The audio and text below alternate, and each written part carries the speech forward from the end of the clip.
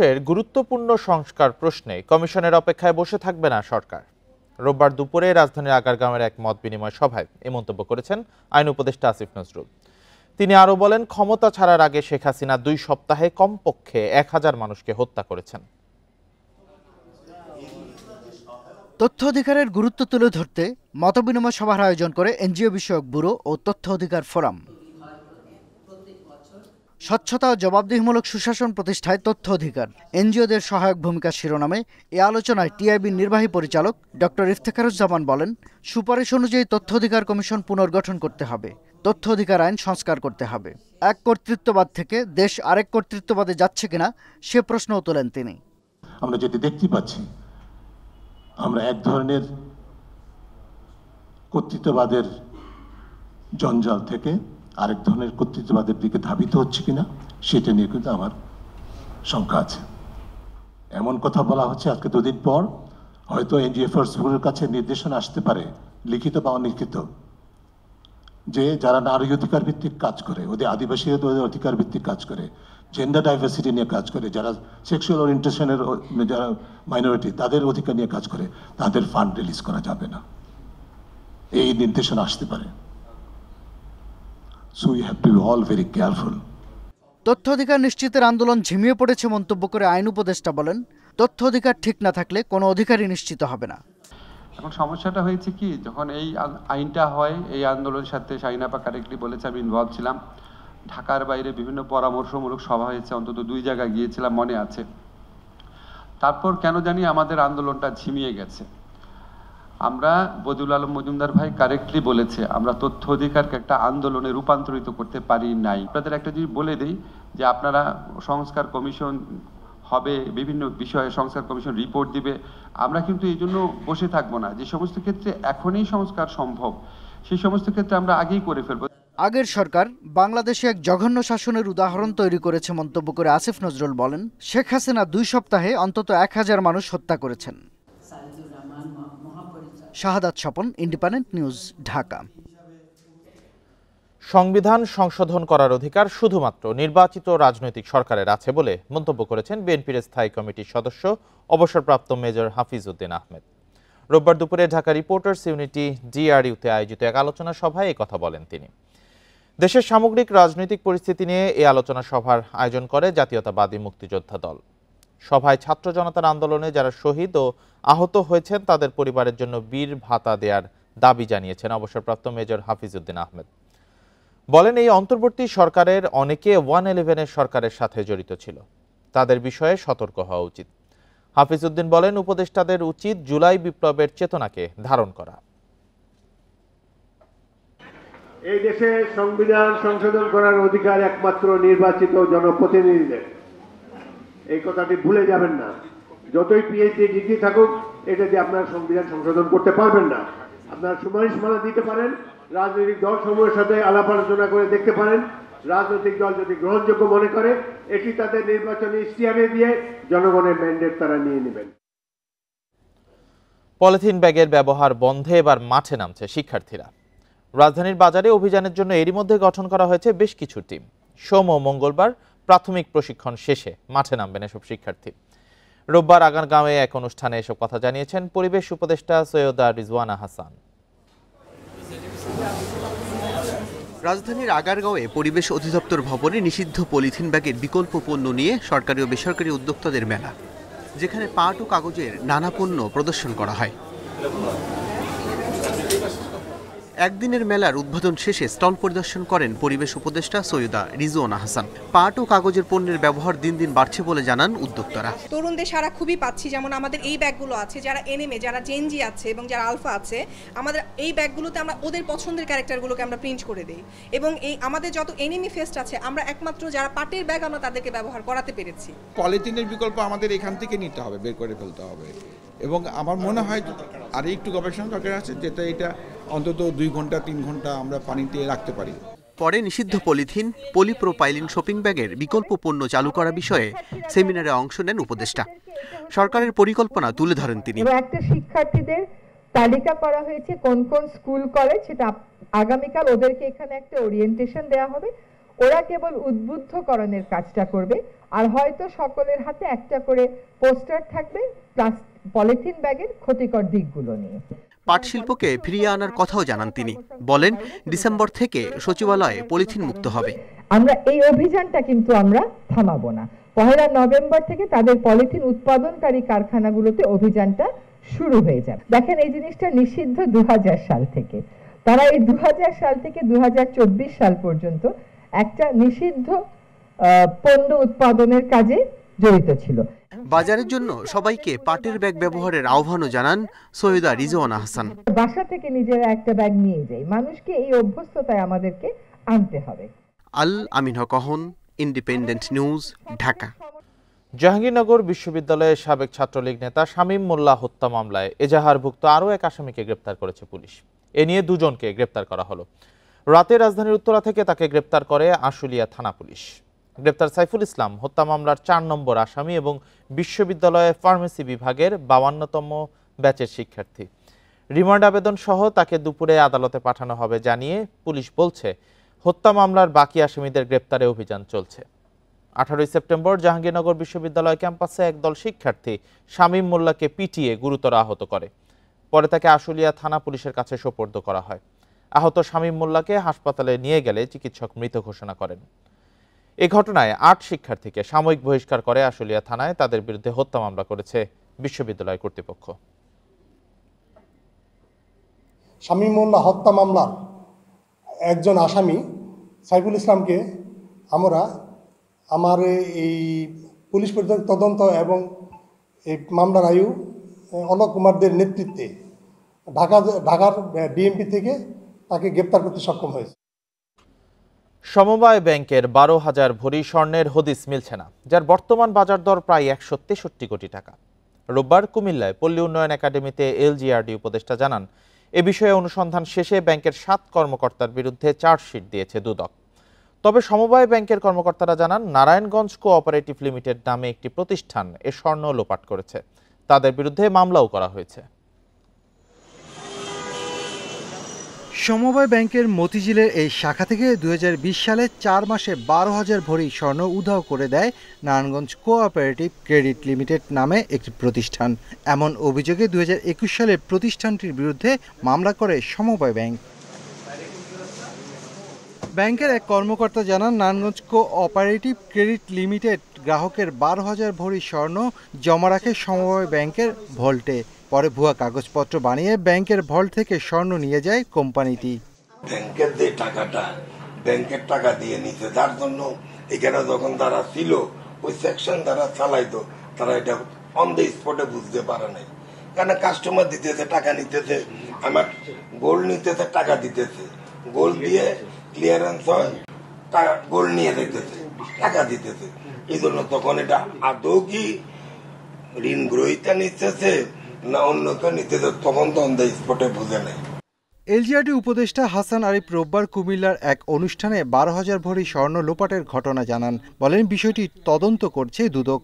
তদানীন্তন মার্কেট প্রাইসে এটাকে বিক্রি করা হয়েছিল এবং সেই ব্যালেন্স টাকাটাও আর ব্যাংকের খাতে জমা পড়েনি। দুদকের কাছে এই বিষয়টা তুলে ধরা হয়েছে আর কি। তারা হয়তো তদন্ত করে যেটা পাবে, যারা এখানে কালপিট তাদের চেহারাটা বেরিয়ে আসবে আর কি। এ ঘটনার সাথে যুক্ত থাকার অভিযোগে সমবায় ব্যাংকের 7 জন কর্মকর্তাকে আসামি করে মামলা করে দুদক। 2021 সালে অক্টোবরে চার্জশিট দেয় সংস্থাটি। Shafil Alam Sujan, independent news, Dhaka. উপসর্গ থাকার পরও NS1 পরীক্ষায় শনাক্ত হচ্ছে না ডেঙ্গু। চিকিৎসকরা বলছেন, উন্নত মানের কিট ব্যবহার না করাই এর কারণ। ফলে মৃত্যুসহ নানা ঝুঁকিতে পড়ছেন রোগীরা। ডেঙ্গু ভাইরাসের সবচেয়ে ভয়াবহ ধরন ডেন 2তেই বেশি আক্রান্ত হচ্ছে মানুষ।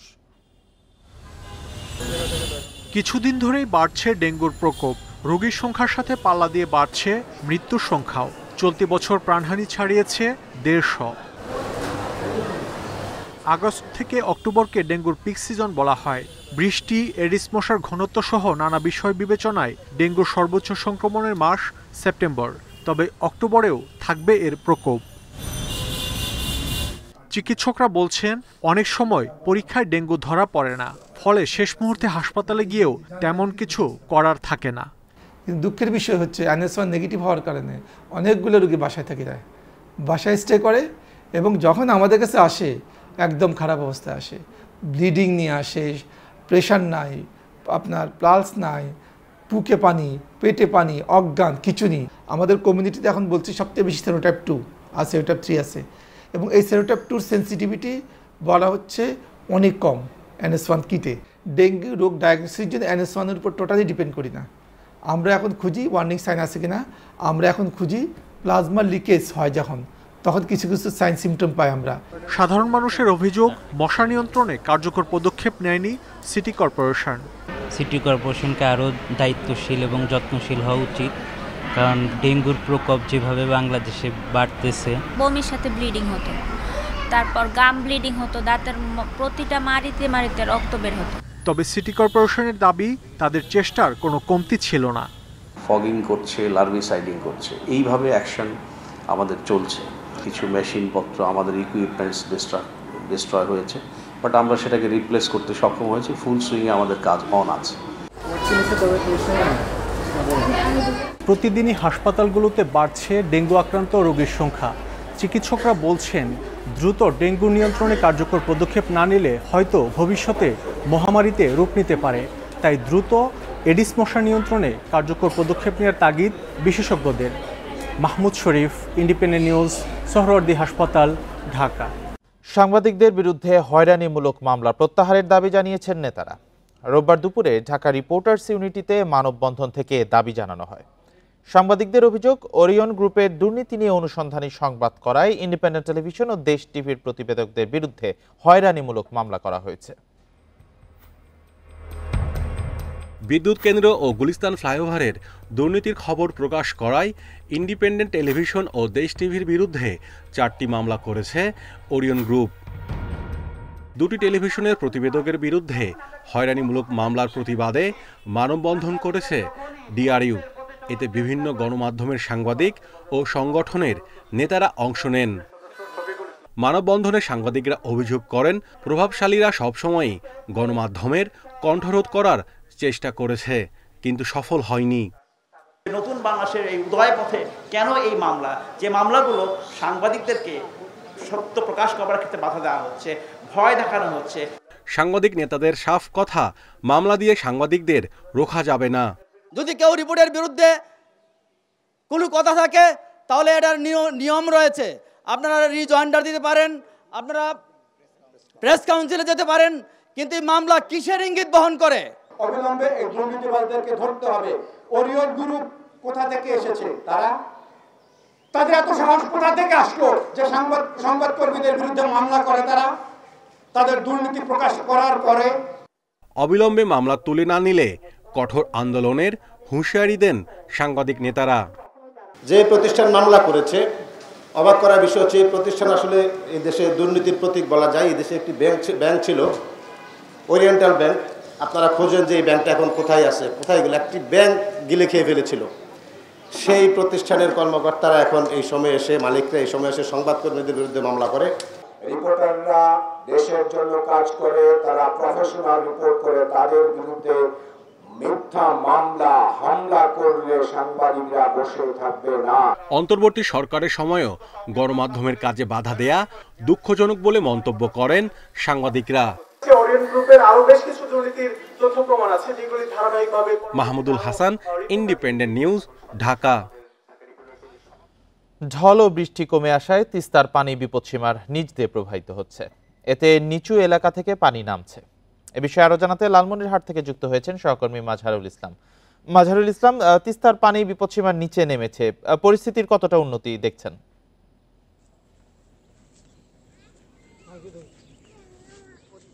লালমনিরহাটে তিস্তা নদীর পানি যদি বিপদসীমার নিচ দিয়ে প্রবাহিত হচ্ছে। ডালিয়া পয়েন্টে রাত থেকে 20 সেন্টিমিটার নিচে, এবং রংপুরের যে আমাদের কাউনিয়া পয়েন্ট রয়েছে, এখানে বিপদসীমার 6 সেন্টিমিটার নিচ দিয়ে পানি প্রবাহিত হচ্ছে। এই পানি প্রবাহিত হওয়ার কারণে কিন্তু কিছু কিছু উঁচু এলাকা থেকে পানি নেমে গেলেও কিন্তু নিম্নাঞ্চলগুলো এখনো পানিবন্দী অবস্থা রয়েছে। এক কথায় বলা যেতে পারে যে লালমনিরহাটের সার্বিক বন্যা পরিস্থিতি অপরিবর্তিতই রয়েছে। এখনো মনে করেন যে আজকে যেহেতু এখন পর্যন্ত এখন সকাল 7টা বেজে 20 মিনিট, সেহেতু এখন পর্যন্ত আমরা বন্যার যে ডালিয়া পয়েন্ট বা কাউনিয়া পয়েন্টের যে পানির যে হিসেবটা এখন পর্যন্ত আমরা নিশ্চিত করতে পারিনি। তবে আমরা পানি উন্নয়ন বোর্ড থেকে নিশ্চিত হয়েছি যে যেহেতু ডালিয়া পয়েন্ট এবং কাউনিয়া পয়েন্টে পানি কমতে শুরু করেছে, এই জন্যই উঁচু এলাকা থেকে পানি নামতে শুরু করেছে। তবে আমাদের লালমনিরহাটের যে গত দুদিন ধরে যে বন্যা, এই বন্যা কিন্তু বিশেষ করে জেলার হাতীবান্ধা, পাটগ্রাম, কালীগঞ্জ এবং লালমনিরহাট সদর উপজেলার এই 5টি উপজেলার প্রায় 14টি ইউনিয়নের মানুষ পানিবন্দী অবস্থায় হয়ে পড়ে। আর এখানে নারী, শিশু, বৃদ্ধ সহ যে সমস্ত পরিবার রয়েছে তাদেরকে চরম দুর্ভোগ পোহাতে হচ্ছে এবং গবাদি পশু, হাঁস, মুরগি, গরু, ছাগল নিয়ে তারা বিভিন্ন শিক্ষা প্রতিষ্ঠানে স্থান নিয়েছে। এখানে জেলা প্রশাসনের পক্ষ থেকে এ পর্যন্ত 5টি উপজেলায় এখানে শিশু এবং গবাদি পশু এবং মানুষদের জন্য জিয়ার চাল এখানে বরাদ্দ করা হয়েছে, যা গতকাল থেকে বিতরণের কাজ অব্যাহত রয়েছে। আর কৃষি বিভাগের পক্ষ হতে বলা হচ্ছে যেহেতু এটা 2 দিন বা 3 দিনের বন্যা বা যে পানিটা বৃদ্ধি পেয়েছে, এতে আবাদি ফসলের তেমন ক্ষতি না হলে কিন্তু যদি 10 দিন এটা পানি বা 8 দিন পানি যদি ক্ষেতের মধ্যে থাকে তাহলে কিন্তু রোপা আমনের ব্যাপক ক্ষতি হওয়ার আশঙ্কা রয়েছে। সেটা আরেকটি হচ্ছে যে এখানকার বিশেষ করে তিস্তা পাড়ের চরাঞ্চলের মানুষ বা নদীর তীরবর্তী এলাকার মানুষ তারা কিন্তু বিভিন্নভাবে তার বিভিন্ন সংস্থার কাছে ঋণ নিয়ে মৎস্য চাষ করেছিল। এখানে অনেক লক্ষ লক্ষ টাকার কিন্তু মাছ তাদের যে চাষাবাদ খামারিরা ছিল তারা ক্ষতির মুখে পড়েছে। এই ছিল আমার কাছে সর্বশেষ। লালমনিরহাট থেকে সর্বশেষ পরিস্থিতি নিয়ে জানাচ্ছিলেন সহকর্মী মাঝারুল ইসলাম। শারদীয় দুর্গোৎসব ঘিরে সারা দেশে সেজে উঠেছে পূজা মণ্ডপগুলো। প্রতিমা তৈরিতে ব্যস্ত কারিগরেরা, চলছে রঙের কাজ। বন্যার আঘাত কাটিয়ে ওঠা জেলাগুলোতে এবার পূজার আয়োজন কিছুটা সীমিত। নির্বিঘ্ন শান্তিপূর্ণ পরিবেশে পূজা আয়োজনে মন্দির কমিটির সঙ্গে সমন্বয় করে কাজ করবে আইনশৃঙ্খলা বাহিনী। হিন্দু সম্প্রদায়ের সবচেয়ে বড় ধর্মীয় উৎসব দুর্গাপূজা ঘিরে রাত দিন প্রতিমা তৈরির ব্যস্ততায় শিল্পীরা। নানা রঙে সাজিয়ে তোলা হচ্ছে দেবী দুর্গাকে। মানিকগঞ্জে 5 শতাধিক পূজা মণ্ডপ সাজানো হচ্ছে, চলছে প্রতিমা তৈরির কাজ। দিন রাত প্রতিদিন রাত 2টা-3টা পর্যন্ত ডিউটি দিতে হয়, পরিশ্রম করতে হয় লোকজন নিয়ে, সে তুলনায় কোনো টাকাই পাই না। বিভিন্ন কারণে এবছর জেলায় কিছুটা কমেছে মণ্ডপের সংখ্যা। শান্তিপূর্ণভাবে উৎসব আয়োজনের নেওয়া হয়েছে সব প্রস্তুতি। আইন শৃঙ্খলার ব্যাপারে হিন্দু মহাজোট বিভিন্ন নেতৃবৃন্দদের সাথে মত বিনিময় হয়েছে। আইন শৃঙ্খলার পরিস্থিতি খুবই ভালো। আমরা আশা করছি সুন্দর মতো আমরা এবারে দুর্গাপূজা অনুষ্ঠিত করতে পারবো। বন্যার আঘাত কাটিয়ে ওঠার পর ফেনীতে থেমে নেই পূজার প্রস্তুতি। প্রতিমা তৈরির খড়, মাটি, কাঠসহ বিভিন্ন সরঞ্জামের সংকট আর খরচ মেটাতে কিছুটা বিপাকে কারিগরেরা। বন্যার কারণে সবাই ক্ষতিগ্রস্ত, এই জন্য আর কি পূজা অনেক জায়গার পূজায় আর কি সেরকম ভাবে হচ্ছে না। নির্বিঘ্নে পূজা উদযাপনে নিরাপত্তার আশ্বাস আইন শৃঙ্খলা বাহিনীর। কাজ করবে মন্দির কমিটিও। নির্দেশনা দিয়েছি প্রতিটা পূজা মণ্ডপে 15 জন করে নিজস্ব ভলান্টিয়ার করার জন্য, এবং এটা নিরবিচ্ছিন্নভাবে তারা রোটেশনালি এটা পূজা মণ্ডপ পাহারা দিবে। খরচ কমাতে চাঁদপুরে কিছুটা সীমিত করা হয়েছে আয়োজন। পাবনার 350 মণ্ডপের মধ্যে ঝুঁকিপূর্ণ 20টিতে বিশেষ নজরদারি থাকবে আইন শৃঙ্খলা বাহিনীর। পূজা মণ্ডপকে কেন্দ্র করে ভালো থাকে সেই নিরিখে আমরা কাজ করে যাচ্ছি এবং আমরা আমাদের নজরদারি অব্যাহত রেখেছি এবং আমরা স্থানীয় জনগণের সাথেও আমরা মত বিনিময় করেছি। এবার দেবী আসবেন দোলায় চড়ে আর কৈলাসে ফিরে যাবেন হাতির পিঠে। Tania Nasrin, independent news. সিরাজগঞ্জের মহাসড়কে দুর্ঘটনায় মৃত্যু বাড়ছে। 6 মাসে প্রাণ গেছে 36 জনের, এর মধ্যে সেপ্টেম্বরে নিহত হন 13 জন। গতির প্রতিযোগিতা, অবাধে 3 হুইলার চলাচল সহ নানা কারণে দুর্ঘটনা বাড়ছে বলে মনে করেন স্থানীয় মানুষ। এগুলো কমানোর জন্য নানা তৎপরতার কথা জানিয়েছে হাইওয়ে পুলিশ। 9 সেপ্টেম্বর সিরাজগঞ্জের কামারখন্দে মাইক্রোবাস ও অটোরিকশার সংঘর্ষে নিহত হন 6 জন। 2 পরিবারের 4 ভাই সহ নিহতরা সবাই অটোরিকশা যাত্রী। সেপ্টেম্বরে আরও 2টি সড়ক দুর্ঘটনায় প্রাণ যায় 7 জনের। স্থানীয়রা বলছেন, মহাসড়কে বেপরোয়া গতিতে চলাচল করে বাস, ট্রাক সহ অন্যান্য যান। এছাড়া নিষিদ্ধ হলেও অবাধে থ্রি হুইলার চলে এ সড়কে। আইন ভাঙার প্রবণতা, অতিরিক্ত গতিসহ নানা কারণে প্রায়ই ঘটছে দুর্ঘটনা। দূরপাল্লার যে বড় বড় গাড়িগুলো আছে এদের গতিবেগটা বেশি বা ওভারটেক বেশি, ব্রেক করবে পারে না, ব্রেক মিস করে, এই কারণে গাড়ি হচ্ছে বাম পাশে গাড়ি থাকে, ডান পাশে গাড়ি থাকে, এই জন্য জোরে এসে গাড়ি ধাক্কা দেয়। রাস্তাঘাট এই সামান্য ভাঙা আছে জায়গায় জায়গায়, আর এর মধ্যে ভ্যান, রিক্সা, অটো, সিএনজি এগুলা প্রতিটা মোড় তো দখল করে নিয়েছে। মহাসড়কে থ্রি হুইলার নিয়ন্ত্রণে নিয়মিত অভিযান চালানোর দাবি হাইওয়ে পুলিশের। কর্মকর্তারা বলছেন, গতির প্রতিযোগিতার কারণে বাড়ছে দুর্ঘটনা। সাইড রোড থাকা সত্ত্বেও তারা মহাসড়ক কেন্দ্রে একটু দ্রুত যেতে পারে, এই করে। কিন্তু আমরা এই ব্যাপারে জিরো টলারেন্স নীতি অবলম্বন করছি, কিন্তু বর্তমান সিচুয়েশনে আসলে আমরা একটু ওই ব্যাপারে আমাদের এখনো নির্দেশনা আসেনি। দুর্ঘটনা কমাতে চালকদের সচেতন করার কাজ চলছে, দাবি সড়ক ও জনপথ কর্মকর্তাদের। আইন শৃঙ্খলা বাহিনী, আমরা যারা সড়ক নির্মাণ করি এবং যারা আমরা সড়ক ব্যবহার করি, এই তিনটা গ্রুপ যদি আমরা একসাথে কাজ করতে পারি, আমরা দ্রুতই এই সড়ক দুর্ঘটনাটাকে কমিয়ে আনতে পারি। গত 6 মাসে সিরাজগঞ্জের বিভিন্ন সড়কে দুর্ঘটনায় নিহত হয়েছেন 36 জন, আহত হয়েছেন শতাধিক। Independent news. ভূগর্ভস্থ পানির পাইপ ফেটে যাওয়ায় 6 দিন ধরে পানির সংকট বরিশাল জেনারেল হাসপাতালে। এতে দুর্ভোগে পড়েছেন রোগী, স্বজন, চিকিৎসক ও কর্মকর্তা কর্মচারীরা। বিকল্প ব্যবস্থায় স্বল্প পরিমাণে পানির ব্যবস্থা করা গেলেও তাতে চাহিদা মিটছে না। মঙ্গলবার থেকে পানি নেই বরিশাল জেনারেল হাসপাতালে। আশপাশের দোকান, মসজিদ ও বাসাবাড়ি থেকে বোতলে বা বালতিতে করে পানি নিয়ে আসছেন রোগী স্বজনরা। 1.5 শতাধিক রোগীসহ স্বজন, চিকিৎসক, নার্স, স্টাফ ও কোয়ার্টারে অবস্থানকারী মিলিয়ে 5 শতাধিক মানুষ 7 দিন ধরে ভুগছেন পানির কষ্টে। গত 3 দিন যাবৎ কোনো পানিই ছিল না, আমরা অনেক ভোগান্তিতে ছিলাম। তারপরে এই বলতে বলতে তারা অন্য একটা ব্যবস্থা দিয়েছে লাইন, তাও পানির অবস্থা ভালো না। পানির একটু গোলা নামছে, বালি বালি, তারপর আমরা 2 দিন কষ্ট করছি, পরে এদিক দিয়ে ওদিক দিয়ে আনিয়া সারছি, মসজিদ দিয়ে আনিয়া খাইছি, রোগী বাহিরে নিয়ে গোসল করাইয়া আনছি। ওয়াশরুমের অবস্থা পরিষ্কার না এবং এই পানি দিয়ে গোসল করলে চুলকানি হয়। হাসপাতাল কর্তৃপক্ষ জানিয়েছে, সংকট নিরসনে বিকল্প মোটর দিয়ে কাজ চালানোর চেষ্টা চলছে। এর মধ্যে জনস্বাস্থ্য প্রকৌশল অধিদপ্তরকে জানানো হয়েছে হাসপাতাল পরিস্থিতি। আমরা একটি বিকল্প লাইন দিয়েছি, আমরা চেষ্টা করতেছি এবং আমরা পর্যাপ্ত পানি সরবরাহের চেষ্টা করতেছি, যেহেতু এটি একটু ওটির থেকে যেহেতু মূল ডিপ না, অতএব এখানে একটু পানির সমস্যা হচ্ছে। সমস্যার স্থায়ী সমাধানে নতুন গভীর নলকূপ স্থাপনের দাবি ভুক্তভোগীদের। Independent news. এ বিষয়টি নিয়ে আরো জানাতে বরিশাল থেকে যুক্ত হয়েছেন সহকর্মী মুরাদ আহমেদ। মুরাদ, সংকট কাটিয়ে ওঠার চেষ্টা চালাচ্ছে কর্তৃপক্ষ, জনস্বাস্থ্য প্রকৌশল অধিদপ্তরকেও জানানো হয়েছে, দৃশ্যমান কোনো উদ্যোগ নেওয়া হয়েছে কিনা? দেখুন, দৃশ্যমান উদ্যোগের মধ্যে রয়েছে ওনারা যে চিঠিটি পাঠিয়েছেন, সে চিঠির একটা কপি ওনাদের কাছে আছে। আর ওনারা যেটা বলে থাকেন যে বরিশালের জনস্বাস্থ্য প্রকৌশল অধিদপ্তর এরা ঢাকা পাঠিয়েছে মিনিস্ট্রিতে, অ্যাজ সুন অ্যাজ পসিবল এই বিষয়টির কার্যক্রম শুরু হবে। কার্যক্রম শুরু হলেও টেন্ডার করতে হবে, টেন্ডার করে আবার কাজ শুরু করতে হবে, কাজ শুরু করে কাজ শেষ করতে হবে। এটা একটা লং প্রসেস। আপনি দেখুন, এই যে টিউবওয়েলটি ছিল, এটি 20 বছর আগে স্থাপন করা হয়েছিল। তা এর মধ্যে প্রায় 3-4 বার এটি তার নিজস্ব শক্তি হারিয়েছে। এবারে একেবারে টোটালি বসে গেছে। বলা হচ্ছে যে এর যে পাইপ নিচে সেটি ফেটে গেছে এবং ময়লা জমেছে ভিতরে, এইটা দিয়ে আর কোনো কাজ হবে না। এখন যে টিউবওয়েলটি আপনারা দেখছেন, এটি একটি ছোট টিউবওয়েল। এটি দিয়ে টোটাল হসপিটাল এবং হসপিটালের যারা আবাসিক এলাকা যারা রয়েছেন, বাড়িঘর, তাদের সবাইকে পানি সরবরাহ করা হচ্ছে। মজার ব্যাপার হলো, এই টিউবওয়েলটি এইখানটায় আপনারা দেখুন যে নতুন একটি ভবনের কাজ চলছে।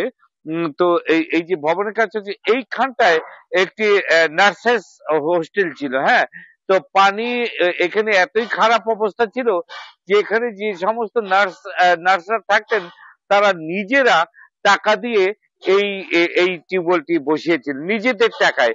সেই টিউবওয়েল এখানে যখন বিল্ডিংটি ভাঙা হলো, তারা অন্যত্র চলে গেল, টিউবওয়েলটি রয়ে গেল এবং সেটি এখন রোগী এবং আবাসিক যারা রয়েছেন তাদের সবার কাজে লাগছে। এটি না থাকলে এর পরের যে অবস্থাটি হতো, এটি যদি না থাকতো কি যে হতো আসলে এটিকে ঠাউর করতে পারছে না এখনো এখানকার কর্তৃপক্ষ, কারণ মোটামুটি একটা কাজ চলছে। পানির গতি স্লো, কিন্তু সব বাসায় পানি পৌঁছেছে। পানির গতি খুবই স্লো, কিন্তু হাসপাতালে কিছু পানি আছে। তো যেটা হাসপাতাল কর্তৃপক্ষ বলেছেন যে সর্বোচ্চ কম সময়ের মধ্যে এটি আবার এখানে যে টিউবওয়েলটি রয়েছে সেই টিউবওয়েলটি অর্থাৎ পুনঃস্থাপন করা হবে। কিন্তু কাগজপত্র এবং এর গতি, তারপর নির্দেশনা, ঊর্ধ্বতম নির্দেশনা, নিচে এসে কাগজ পৌঁছানো, টেন্ডার আহ্বান, সবকিছু মিলিয়ে যা দেখা যাচ্ছে একটা বড় ভোগান্তিতে পড়েছে বরিশাল এই জেনারেল হাসপাতালটি। সেক্ষেত্রে এই যে টিউবওয়েলটি আছে এটি বা একটানা কতদিন সার্ভিস দিতে পারে সেটি নিয়েও প্রশ্ন রয়ে গেছে। সবকিছু মিলিয়ে পানি আছে পানি নাই এই অবস্থায় চলছে বরিশাল জেনারেল হাসপাতালটি। এই হচ্ছে এখানকার সর্বশেষ তথ্য। বরিশাল জেনারেল হাসপাতালে পানির সংকট নিয়ে জানাচ্ছিলেন সহকর্মী মুরাদ আহমেদ। 1 বছরের ব্যবধানে চট্টগ্রাম কাস্টমস হাউস দিয়ে আমদানি কমেছে 8% বেশি।